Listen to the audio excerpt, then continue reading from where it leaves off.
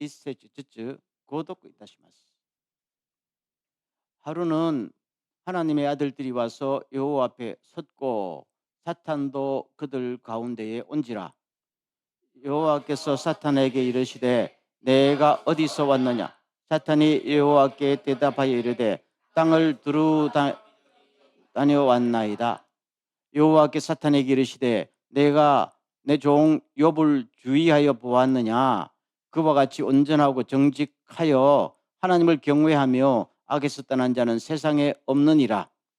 사탄이 여호와께 대답하여 이르되 욥이 어찌 까닭없이 하나님을 경외하리까. 주께서 그와 그의 집과 그의 모든 소유물을 울타리로 두르심 때문이 아니니까. 주께서 그의 손으로 하는 바를 복되게 하사 그의 소유물이 땅에 넘치게 하셨음이니이다. 이제 주의 손을 펴서 그의 모든 소유물을 치소서. 그리하시면 틀림없이 주를 향하여 욕하지 않겠나이까. 아멘. 지난 주일에 나사로에 관한 설교하셨죠. 아마 제가 한국말로 설교했지만은 딱 내용이 머리에 한꺼번에 아마 들어오기가 쉽지 않았던 설교가 아닐까 하는데, 오늘은 지난주 설교보다 조금 더 어려운 설교가 아닐까? 아니, 쉬운 설교하지 왜 어려운 설교해요? 근데 가끔 어려운 설교도 필요합니다. 어려운 설교를 안 들으면은 뼈대가 안 생기거든요. 여러분, 예수님께서 요한복음 6장에서 내가 하늘에서 내려온 생명의 떡이니 할 때 사람들이 이해를 했어요, 안 했어요? 근데 예수님께서 야, 내 이 설교 그만두고 쉬운 설교할게 하고 설교 내용 고쳤어요? 안 고쳤어요. 여러분, 그걸 아셔야 돼요.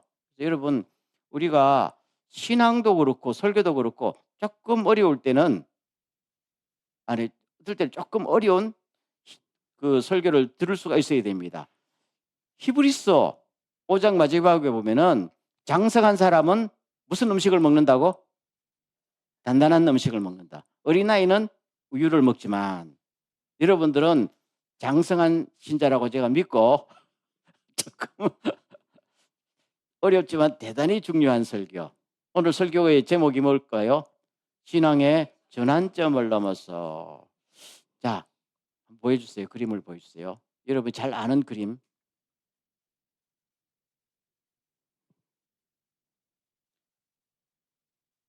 지구가 태양을 돌까요? 태양이 지구를 돌까요? 아니, 그 상식적인 문제를 왜 물어봐? 그렇죠? 그런데 몇백 년 전만 하더라도 이거는 상식이 아니었단 말입니다. 지구가 태양을 돈다 그러면은 네가 상식이 없는 거짓말쟁이다 했던 거 아니겠어요?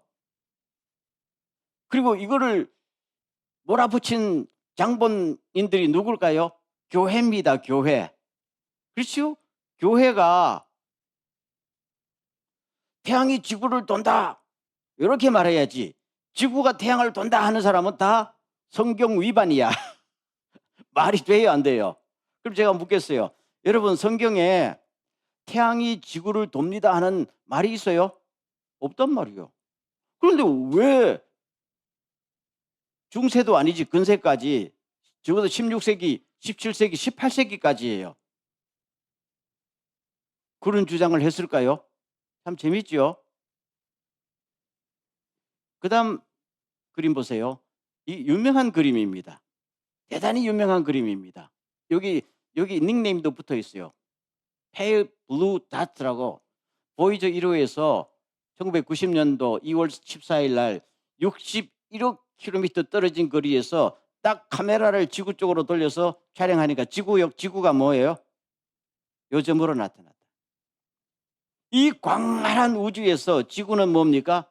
한 점이랍니다. 거기서 짓고 싸우고, 누구는 대통령이 달라고 짓밟고, 누구는 뭐 날.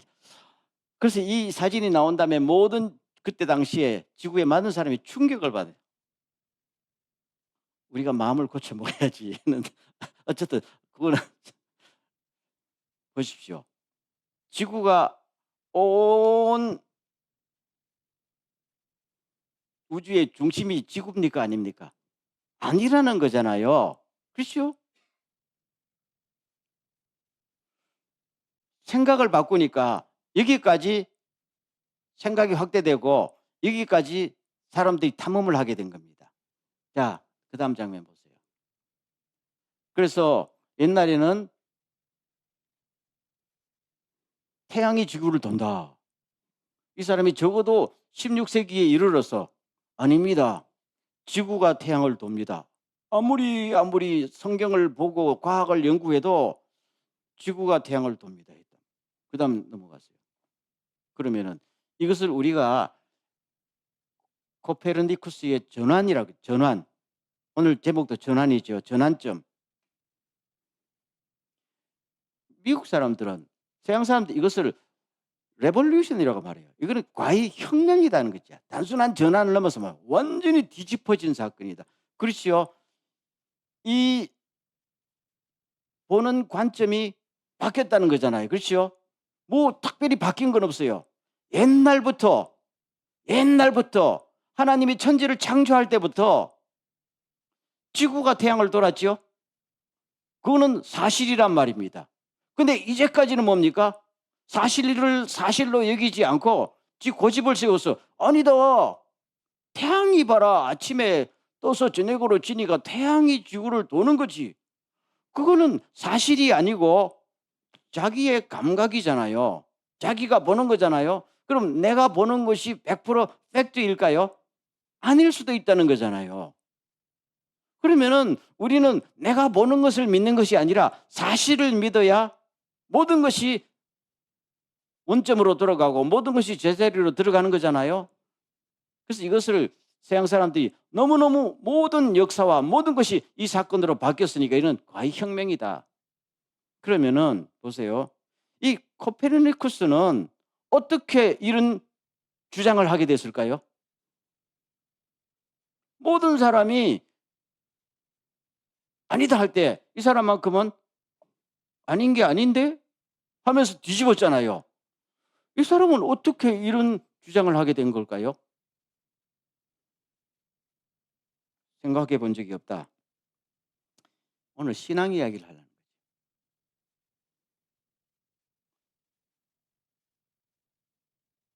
물론 자기가 독창적으로 한 건 아닙니다. 그렇죠? 이제까지 다 그런 주장이 있었는데 묻히고 억압당하고 두려움에 떠니까 다들 입을 다물는데 이 사람은 더 이상 내 양심을 속일 수 없다. 교회가 나를 억압을 하고 협박을 해도 나 이 이야기를 하겠다.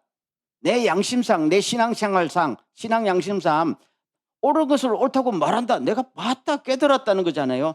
이 코펠니쿠스라는 사람이 교회에 근무하던 사람이야. 교회의 직원이었어요. 그래서 이 사람이 6권의 책을 내고 일파만파 죽인다 살린다 감옥에 쳐넣는다 이걸 무사히 겪으면서 절대로 맞습니다.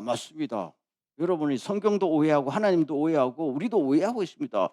계속 나가다 보니까 이 사람 때문에 모든 것이 달라지고 모든 것이 달라지니까 모든 인류의 문명이 획기적으로 발전됐지요. 만약에 그때까지 지금 그때부터 지금까지 아닙니다. 태양이 지구를 돕니다라고 계속 믿고 있었으면 오늘날의 역사가 어떻게 됐겠어요? 웃기는 거 아니에요? 자, 욥의 이야기를 할게요. 넘어가 봅시다. 우리가 구약 성경에 욥기라는 것이 여러분 굉장히 어렵게 느껴지지만은 굉장히 심플한 책입니다. 여러분 욥기 안 읽잖아요. 1장, 2장 읽다가 40장, 42장으로 딱 석 장밖에 안 읽거든. 중간에는 절대로 안 읽어. 너무너무 지루하고 읽어도 모르니까. 그래서 저도 1장하고 42장만 딱 이야기할게요. 여기 보세요. 다 같이 시작. 내가 내 종 욥을 유의하여 보았느냐? 그처럼 진실하고 정직하며 나를 두려운 마음으로 섬기고 악을 멀리하는 사람은 세상에 없다. 이게 누가 누구에게 말씀하신 거예요? 하나님이 사탄에게. 하나님은 거짓말 하십니까? 아니죠. 그러면 하나님께서 욥을 어떻게 평가해요?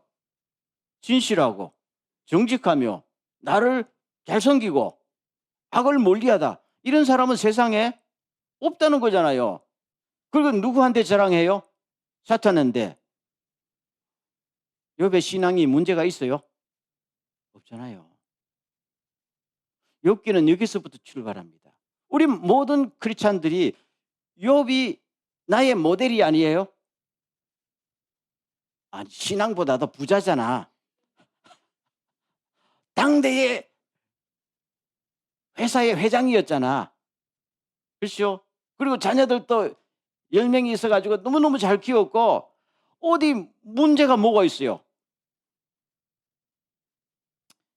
살아보면 세상에서 제일 나를 좀 기분 안 좋게 한 사람이 있어요.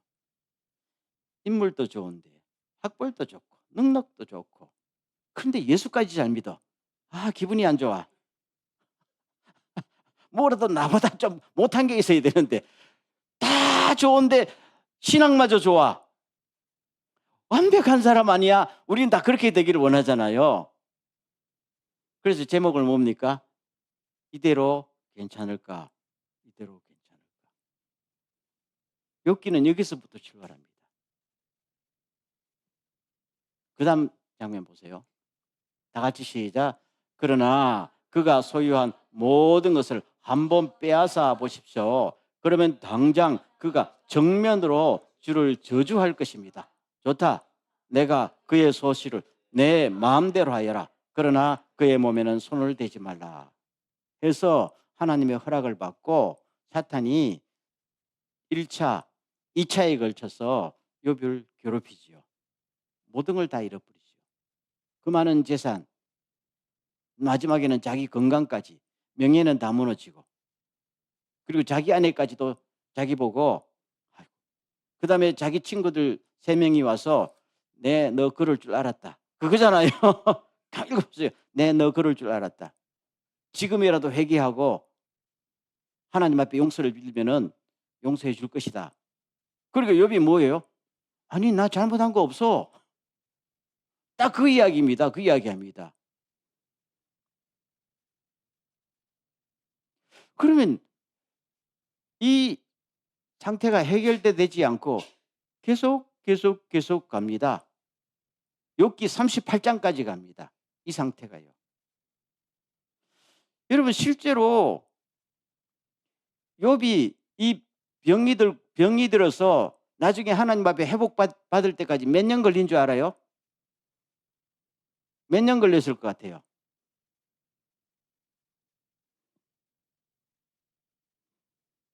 그렇죠.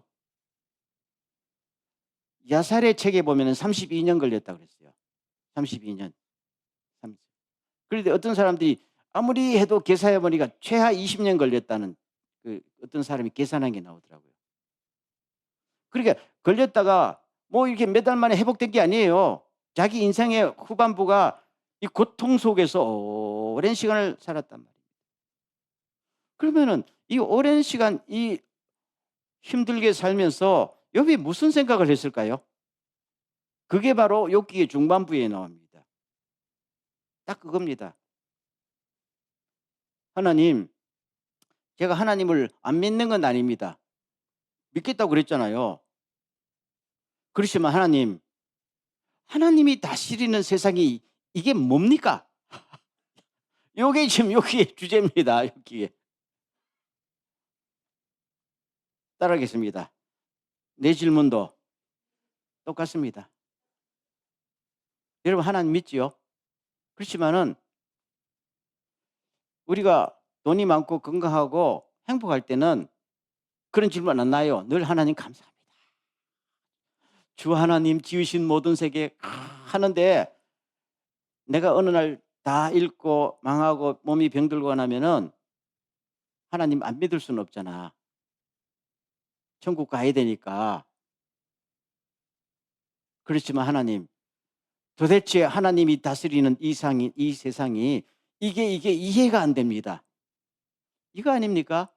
여러분, 이해가 안 될 때가 더 많아요? 될 때가 더 많아요? 저도 마찬가지입니다. 제 목회로 평생 살았지만은 요새 세상을 보면은 도대체 이게 뒤죽박죽이야. 욥이 그 질문을 하는 겁니다. 그 믿음 좋고 그 신앙의 완벽한 모델처럼 보이던 욥이 고난을 당하니까 뭡니까? 이처럼 불공평하고 부조리하는 이 세상이 또 어디 있습니까? 하나님 왜 가만히 계십니까? 나 같은 사람도 억울하지 않습니까? 그거 아니에요?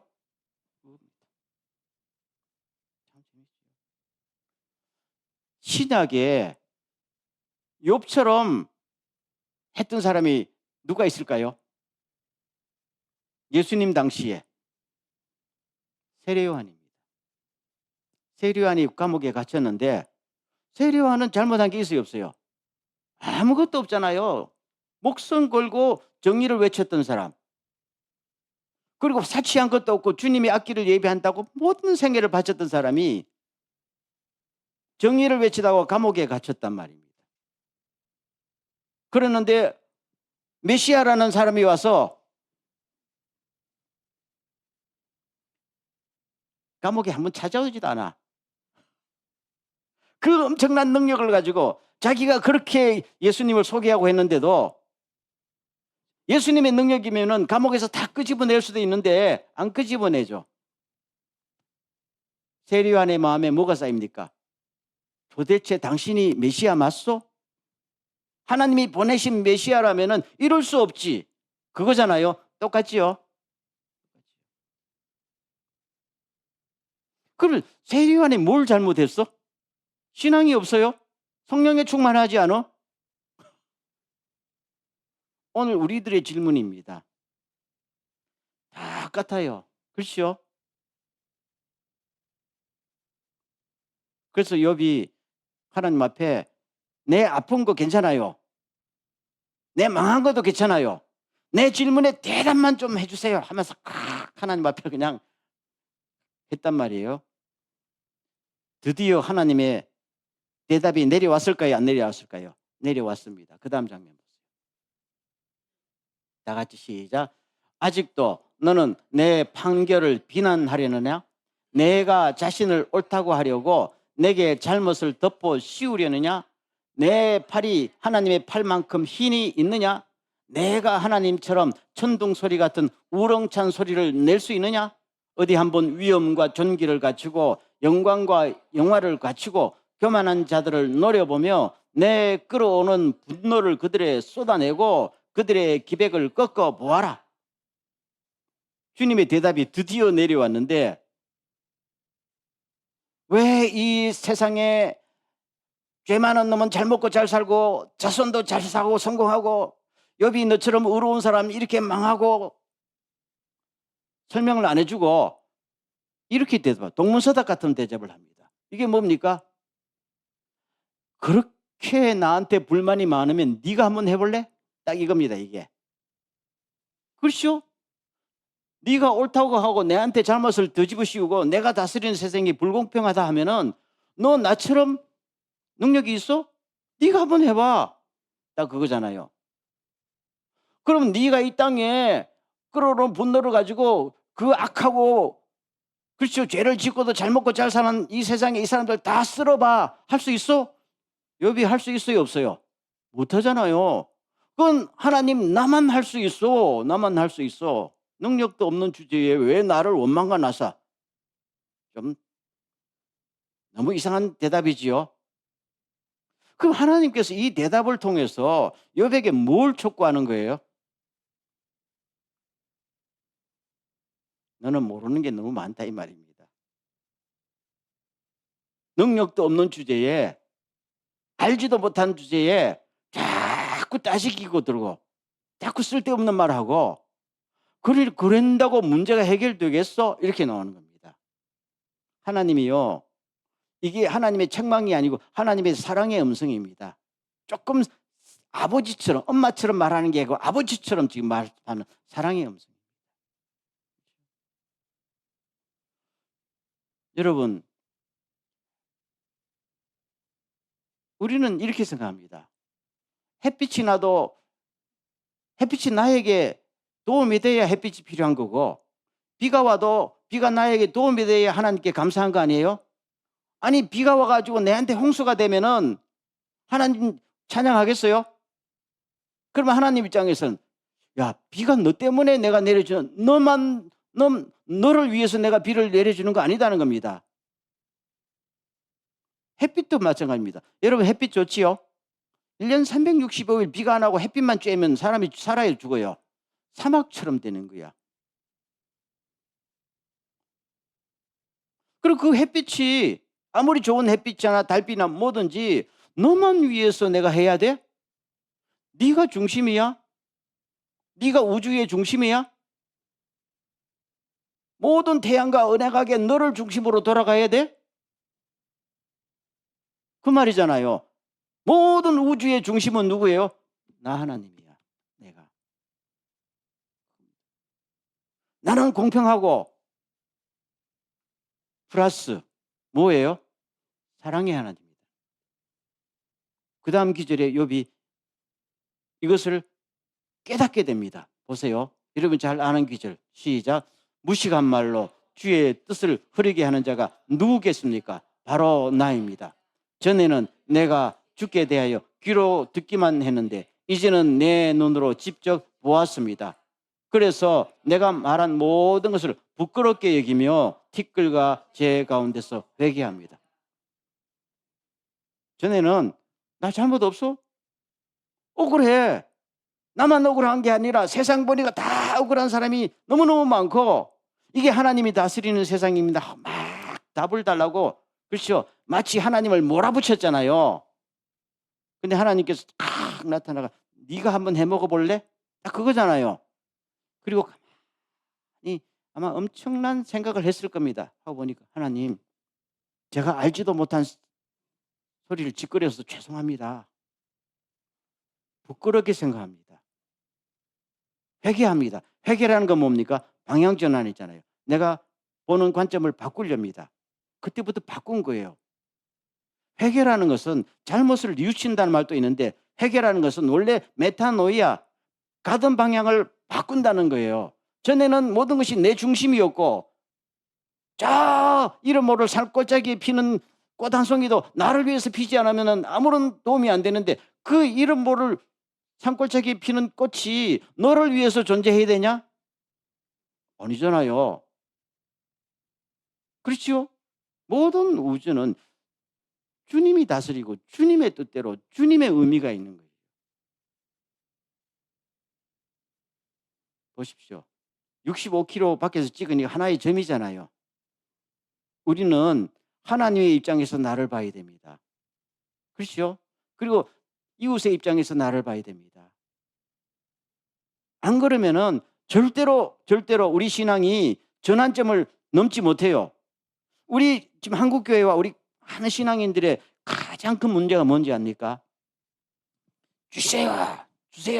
믿습니다. 그리고 자기 생각은 안 바꿔. 그렇죠? 그러면은 믿습니다. 기도도 열심히 하는데 생각을 안 바꾸면 어떻게 될까요? 어떻게 될까요? 묻잖아요. 생각을 안 바꾸고 기도만 열심히 하면은 고집 세집니다. 고집이 세져서 나중에 신앙이 굳어집니다. 여러분 교회 안에요. 우리 자신부터 그렇지만은 예수 오래 믿고 새벽기도 한 번도 안 빠지고 성경 몇 번씩 읽고 이런 사람들이 문제가 뭔지 압니까? 생각이 굳어가지고 하나님의 놀라운 역사에 동참하지를 못해요. 다시 말씀드릴게요. 베드로가 신앙이 없어서요? 그렇죠? 근데 베드로야 이 벌레 집어먹어라. 환상이 3번 내려왔는데 안 먹을래요. 성경 말씀에 먹지 말라고 했잖아요. 그랬거든요. 하나님께서 성경을 쓴 사람이 나다. 다시 먹으라 하니까 안 먹어요. 말이 돼요, 안 돼요? 신앙이 없어요? 성경을 몰라요? 뭐가 뭐예요? 생각을 안 바꾸는 거야. 생각을 안 바꾸는 거야. 그래서는 이방 선교 못해요. 세계 선교 못해요. 그렇죠? 바울은 뭡니까? 주님을 만난 그날부터 바꾸겠습니다. 탁 바꾸니까 그 환상 안 봐도 내가 너를 이방인의 선교사로서 했다. 얼마나 쉬워요? 여러분 보세요. 오늘 이 말은 회개하기 전에 욥이 천국 못 갔다 이 말 아니에요. 그렇죠? 다락방의 환상을 3번 보기 전에 베드로가 천국 못 간다 이 말 아니에요. 그 이상을 넘어서 누가 하나님의 마음을 알고 누가 하나님의 입장에서 정말로 하나님의 가슴을 시원케 하며 하나님의 뜻을 이 땅에 펼칠 수 있느냐 그 이야기입니다. 우리는 겨우 구원받고 천국만 가려고 예수 믿는 건 아니죠. 묻잖아요. 겨우 턱걸이에서 천국만 가고 싶어요? 아니잖아요. 이 땅에서 정말 하나님이 나에게 주신 달란트를 충분히 활용하고 하나님의 마음을 깊이 이해하고 주여 제가 주님 앞에 무슨 도움이 되겠습니까? 성숙한 신자가 되려면 뭘 넘어서야 돼요? 전환점을 넘어요. 그 전환점이라는 게 뭐예요? 내가 중심이 아니고 주님이 중심입니다. 내가 주인이 아니고 주님이 주인입니다. 내가 기도하면 주님이 다 들어줘야 돼요? 내가 봉사하면 하나님이 다 축복 줘야 돼요? 이건 아니잖아요. 이건 어떻게 보면 미신에 가깝단 말이에요. 우리가 믿는다는 것은 나를 믿지 말고 주님을 믿는다는 거잖아요. 여러분 내가 나를 믿을 수 있어요? 못 믿어요. 하룻밤에도 마음이 수도 없이 바뀌는 나를 어떻게 믿어요? 그렇죠? 내 말을 내가 믿을 수 있어요? 주님을 믿는다는 겁니다. 그 신앙이라는 것 자체가 관점을 바꾸는 거예요. 그렇죠? 바로 그겁니다. 여기서 하나만 더 이야기하고 그러면은 욥기에는 다 나타나죠. 문맥상에 이렇게 나타난 뜻이 있어요. 여러분 하나님께서 이 땅에 그 나쁜 놈들 수도 없이 많은데 그 놈들을 왜 한꺼번에 안 쳐요? 하나님께서 욥에게 그랬잖아요. 너 능력 가지고 이놈들 한 번에 한번 박살내봐라 그랬잖아요. 그럼 주님은 왜 정의 하나님이 그 한꺼번에 박살을 안 내요?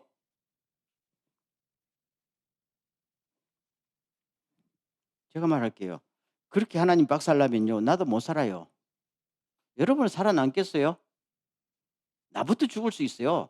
나는 내가 괜찮다고 하는데 하나님 보시기에는 네가 제일 문제야 할 수도 있잖아요. 욥도 그랬다는 겁니다. 하나님이 칭찬하셨지만 하나님께서 욥에게 고난을 허락하신 것은 욥이 그 상태로는 아직도 완전하지 않다는 거 아니에요. 관점을 바꿔야 된다는 거잖아요. 처음에 말한 거는 사탄에게 이만한 사람이 없다는 거잖아요. 그렇지만 하나님은 너는 아직도 100점이 아니라는 거잖아요. 뭘 지나야 돼요? 전환점을 지나야 됩니다. 생각을 바꿔야 됩니다. 그럼 그게 뭐냐? 하나님은 왜 죄 많은 인간들을 한 번에 안 때려잡아요?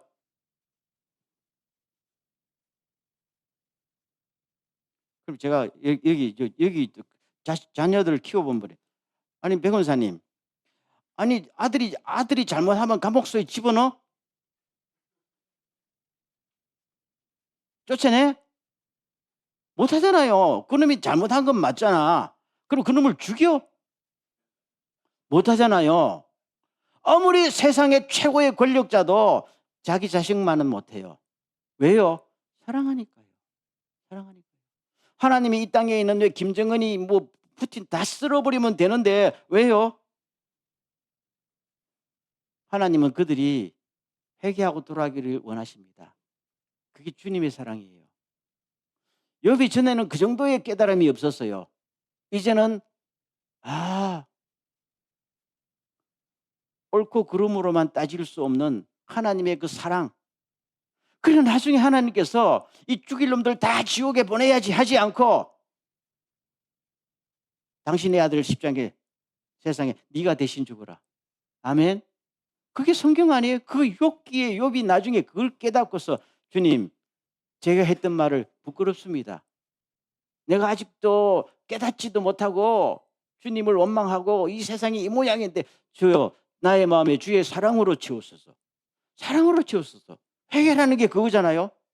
이제 보인다는 거야. 보인다는 거. 안 보이던 게 보인다는 겁니다. 전에 돈이 있고 명예가 있고 할 때는 구제도 열심히 하고 봉사도 열심히 했는데 그것까지 눈에 안 보였어요. 이제 완전히 몰락해서 세상을 보니까 세상이 이렇게 불공평한데 그런데도 왜 주님은 가만히 계시냐 하니까 세상을 넘어서 하나님의 마음이 보이죠. 주여, 주여. 부끄럽습니다. 그러니까 그 다음에 하나님께서 욥을 뭘로 삼으셨어요? 제사장으로. 그 다음 보세요. 다 같이 시작. 이제 너희는 수송아리 7마리, 수양 7마리를 내 종 욥에게 끌고 가서 너희를 위해 불로 태워 바치는 번제로 드리라. 내 종 욥이 너희를 위해 기도할 것이다. 그러면 내가 그의 기도를 듣고 너희 어리석은 소행도로 갚지 않겠다. 너희는 내 종 욥처럼 나에 대하여 진실을 말하지 않다. 욥의 친구들, 욥의 친구들. 욥이 말로 너희들은 나를 괴롭게 하는 친구다. 상처가 남잖아요. 이제 욥이 회복되었으면은 그 친구들 두 번 다시 친구로 삼겠어요?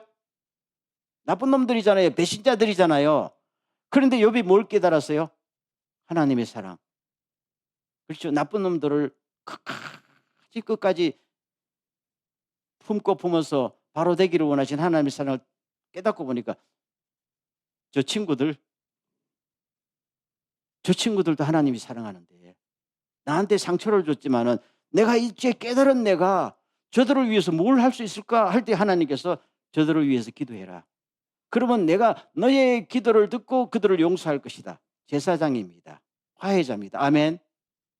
그렇게 될 때 욥이 진짜로 하나님 앞에 신앙이요 뭡니까? 전환점을 지나고 하나님의 일꾼이 된 것입니다. 이게 신약이나 구약이나 똑같다는 것입니다. 여러분 우리가 주님의 일을 하려면은 관점을 바꾸지 않고는 제대로 일을 할 수 없어요. 물론 관점을 바꾸지 않고도 일을 열심히 하는 것이 하나님이 기뻐하십니다.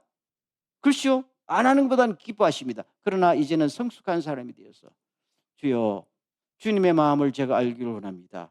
주님의 눈을 나에게 주십시오. 주님의 마음을 주십시오.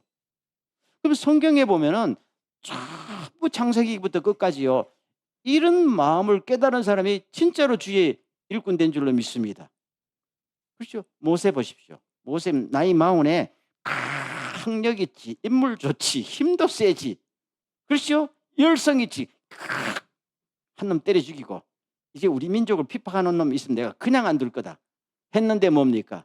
40년 동안 쫓겨가서 가만히 보니까 도대체 하나님이 다스리는 세상에 이게 뭐냐는 거지. 남의 집에 대리사위 노신하고. 그렇죠? 그렇지만 40년 동안에 얼마나 고민하면서 하나님을 생각했겠어요. 관점이 바뀌어납니다. 그렇게 쓰임받은 거예요. 그렇게 바뀐 사람은 1년 쓰임받냐 뭐 한 달 쓰임받냐 중요하지 않아요. 안 그리고 수십 년 쓰임받는 것보다도 이 전환점을 지나서 하나님의 손에 하루라도 쓰임받는 게 더 중요하지 않겠어요? 그 성격은 그 이야기입니다. 다윗도 마찬가지입니다. 골리앗 때려 죽이고 신앙이 충만했잖아요. 그대로 좋았을까요? 아니잖아요. 그냥 10년 동안 고난도 그런 고난. 그때부터 사람을 보는 눈이 바뀌고 완전히 바뀌잖아요.